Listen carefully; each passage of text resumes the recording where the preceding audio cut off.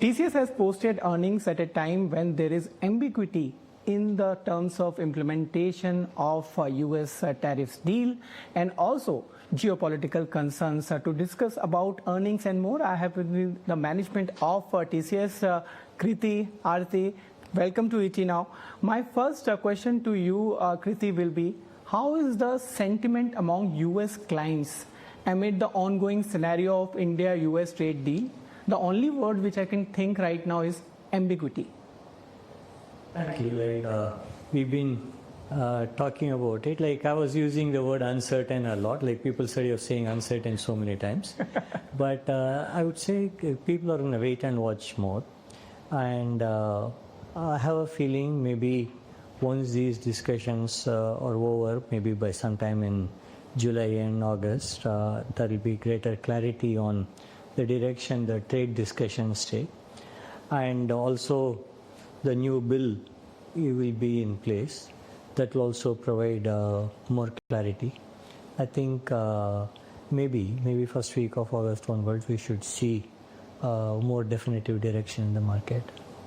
But how are the clients responding in this time, in February, from February till now? We have been waiting for this, and of course, as I said, ambiguity, uncertainty are the words which are coming in, and this is a general sentiment across industries and clients, as you mentioned. But is there any delay in decision making due to that? There is. Like, see, if a particular project is going to yield definitive and immediate results, you find that customers are starting off those projects, which typically tend to be projects what we call cost optimization projects. If a project is for an investment or transformation where the return on investment is uncertain, okay, such programs, so you find that customers are willing to wait for greater clarity before they embark or commit those investments. Right, but in terms of uncertainty, there is sometimes opportunity as well. Aarti, I was really impressed with the choice of words you have made in the release of use case-based approach to ROI-led scaling of AI. I want to understand from you, are there new areas which you are focusing on, and what is this approach which you want to apply now? So, hello, Ankur. Great to be here. You know, with the initial days of Gen AI, right, everybody was in experimental mode, trying to understand what the technology is and what it can deliver. But I think after 2-3 years now, I think the power of the technology is well understood. So what customers are looking at is how do they shift from experimentation to, which is a use case based, to delivering projects which deliver a business value. So that's the shift we are seeing. And if you really see, you know, from the new age revenues perspective, new services revenues perspective, whether it's AI, whether it's cybersecurity, or you take public cloud, or TCS Interactive, and many of these new service lines have grown well in this quarter and continue to have a good demand. And what we are doing is, in terms of investing in these areas, and especially talking about AI, we're looking at building industry-specific solutions, bespoke for a customer, and we are also investing in building agentic AI solutions, which are industry solutions that we can take to customers proactively, where we can go and do this rapid build projects, which can deliver short projects, but can deliver value faster. And that's one of the initiatives that we are driving. The second area is we are looking at, you've heard about our flagship product, TCS Wisdom Next. So we've just upgraded it with the version 2.0, which has agentic AI capabilities. And we are using our product and a platform-based approach to really see how we can accelerate build out of these solutions. The third important element in in any technology is partnerships. So we are working with hyperscalers, model providers, and also new age partners like Vian AI. We have just signed a partnership, right, and we are saying good uptake there. And the last part of the equation, and the most important, is the talent. So we're doubling down on building the talent in a phase where the technology is rapidly evolving. Right. Kriti, you have mentioned that there is some impact on demand. I want to understand which are these areas which you have identified. See, like you can look at both from a vertical and a horizontal perspective. If you look at a vertical perspective, for instance, you take manufacturing. Manufacturing, auto is a segment that gets impacted because of the EV transition and confusion on where the investment is going to be, because many of the auto manufacturers invested heavily in EV, but then there is EV sales are still yet to pick up globally. So then there is a pullback on investments by auto. Similarly, you will see in banking sector, insurance has BFSI sector. Insurance has been impacted for multiple reasons, particularly catastrophic losses in US and other places. So there are some sectors that are more, but of course capital markets, because of the volatility, capital market tends to thrive more than others. So we find this is a broad class. If you take our tech sector, I think by and large the entire sector is doing well. Or if you take telcos have been, because of the expected reduction in interest rates, it's still not, the capex is not happening. So, right. Aarti, I want to understand from you strategically, which are the areas conversely where you see the growth is still there, I mean the opportunity is there, and where you want to focus? From a vertical perspective, maybe Aarti throw more light on the horizontal perspective. From a vertical perspective, if you take again, I said manufacturing, auto is struggling, but industrial, aerospace, we are doing very well. Okay, and if you take overall life sciences, healthcare, okay, life sciences space, there is some growth. Payer area where we find that there will be a short-term struggle, but again, once I was talking about the new bill, okay, once there is a clarity, like then you will know, like I think there is more challenge on the Medicaid side, but other general insurance, probably health insurance, will pick up. So that it is quite varied, but I think once there is better clarity, investment should pick up. What is, sorry, please. Just to add to that, from a services perspective, we spoke about AI. So apart from that, data is a huge opportunity, because to do enterprise AI at scale, data is the foundation. So we are seeing significant demand in data platform modernization. How can you glean insights from the enterprise data that you have using AI, Gen AI? And to do AI, you need to get your data ready for AI. So those are three areas that I want to call out from a data perspective. The other theme where we see significant opportunities is modernization. Be it on, so moving infrastructure to cloud, or application modernization where you have a lot of legacy applications, but until you really modernize the applications, it's hard to do AI at scale. So how do you use AI to modernize your existing legacy investments is another opportunity. And the last one I would say is cyber, which remains a top priority for every company. Your TCV stood around $9.4 billion. And I want to understand from you, what is the outlook on the deal pipeline and pricing in the current scenario? And also last time when we spoke, you mentioned that you want to aspire for double-digit growth. Does that continue in the current environment? Aspiration continues. Okay, our TCV, like you said, like we are quite comfortable with the TCV that we have, order book we have achieved. See, in the current environment, like double-digit growth for the current year could look challenging, but we believe, okay, it's not maybe not this year, next year. We should be aspiring for it. I think there are number of opportunities that will come up, we should be aspiring for it. Has posted a net profit of 12,760 crore. But what lies behind these numbers? I have with me the management of TCS, Samir and Milind. Welcome to ET Now. My first question to you, Samir. On a sequential basis, margin is up 30 basis point. But given the fact we got the guidance of more than 26%, where do you see that in this financial year there will be an uptick as far as margin is concerned?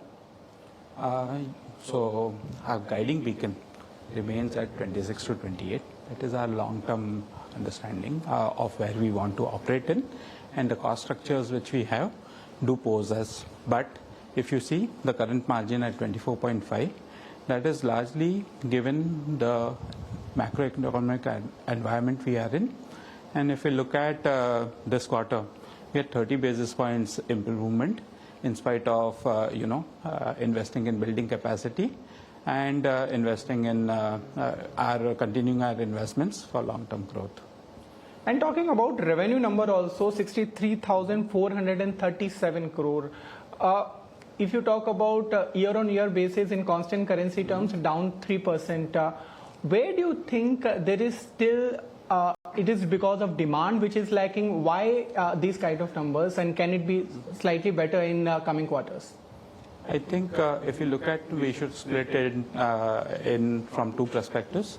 One is there is a large transformation program which we have been continuing and delivering at record speed. So it's about the 100,000 sites which were to be delivered in a year.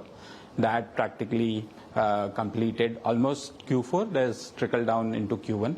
That is one significant impact. So if you look at adjusted for that, or look at growth in international market, that's also impacted, but that the 3.1% gets adjusted to about 0.5%, 0.6% decline still.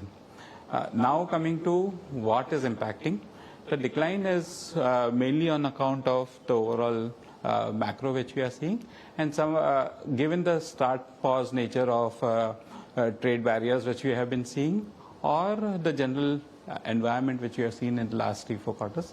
A couple of industries have been more impacted than others. Mainly, if you can see, the impact has been very conspicuous on consumer, on auto in manufacturing and CMI, versus some of the verticals like BFSI have been doing relatively better. Milind, the attrition has been at 13.8%. Is it under your comfort zone, or you want it to be better? Our comfort zone is, like I always say, 11 to 13%. It is a little higher than that, and we continue to basically do all the actions to basically make sure that we bring it under our comfort zone. So whether it's employee engagement, whatever we need to do for our people, we'll continue to do and bring it down to our comfort levels. Also talking about workforce addition, that has been more than 6,000 this quarter. What is your guidance for the whole financial year? Does it stay as you mentioned in the Q4, it will be like last year? I think we are going as per plan so far. Going forward, we'll calibrate based on the business situations and decide what to do. And also, Milind, I want to understand about the wage hike scenario. The call will be taken. Where do we stand now?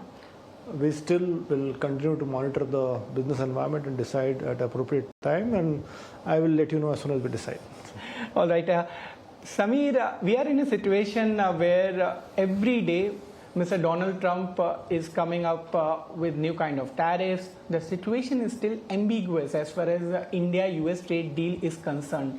In this scenario, what is the assessment of your clients, particularly in US? Are they panicking, or they are still trying to understand the situation which is currently underway? And more importantly, is there any gap between the orders which could have been followed up or substantiated by now?